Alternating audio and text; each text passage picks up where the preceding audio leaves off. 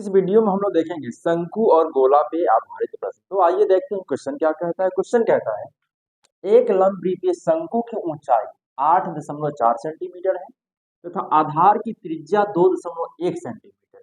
उस गोले की त्रिज्या ज्ञात करें जिसका आयतन शंकु के आयतन के बराबर है।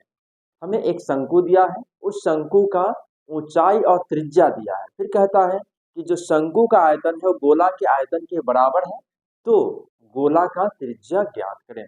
तो इस क्वेश्चन को हम फिगर से समझते हैं, क्योंकि क्षेत्रमिति यदि आप फिगर बना लेते हैं तो क्वेश्चन आपके लिए बहुत आसान हो जाता है। तो हम एक शंकु बना लेते हैं। ये शंकु है जिसका ऊंचाई हमें दिया गया है। शंकु का ऊंचाई h का मान 8.4 सेंटीमीटर दिया है। शंकु का ऊंचाई अर्थात h बराबर 8.4 सेंटीमीटर तथा आधार की त्रिज्या 2.1 दिया है। r बराबर 2.1 अर्थात शंकु का त्रिज्या r बराबर दिया है 2.1 सेंटीमीटर। कहता है उस गोले की त्रिज्या ज्ञात करें जिसका आयतन शंकु के आयतन के बराबर है। अर्थात ये गोला है जिसका त्रिज्या हम कैपिटल R मान लिए। गोला माना गोला का त्रिज्या बराबर कैपिटल R। तो अब प्रश्न से कहा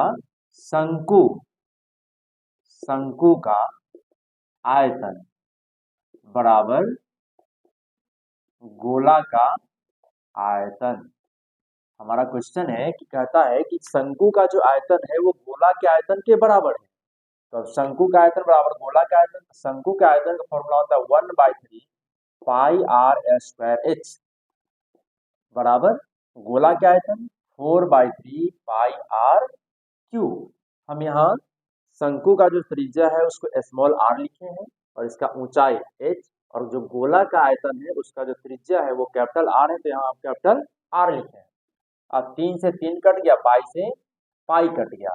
अब स्मॉल r का जो वैल्यू दिया है वो 2.1 है, तो 2.1 गुना 2.1, क्योंकि पावर यहाँ 2 है इसलिए हम 2 बार लिखेंगे, गुना h का मान 8.4 है तो 8.4 लिखेंगे बराबर 4 गुना r क्यूब, तो r क्यूब।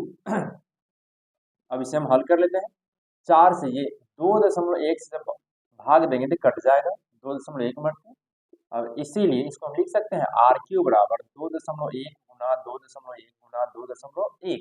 तो r बराबर इधर 3 हटा देंगे करनी में चला जाएगा, और ये 2.1 गुना 2.1 गुना 2.1 अर्थात ये हो जाएगा 2.1 सेंटीमीटर। अर्थात ये जो गोला है इसका त्रिज्या हो गया 2.1 सेंटीमीटर। तो फ्रेंड्स, यदि हमारा वीडियो पसंद आता है तो मेरे चैनल को लाइक करें, सब्सक्राइब करें, कमेंट करें, अपने दोस्तों से शेयर करना नहीं भूलेंगे। Thank you.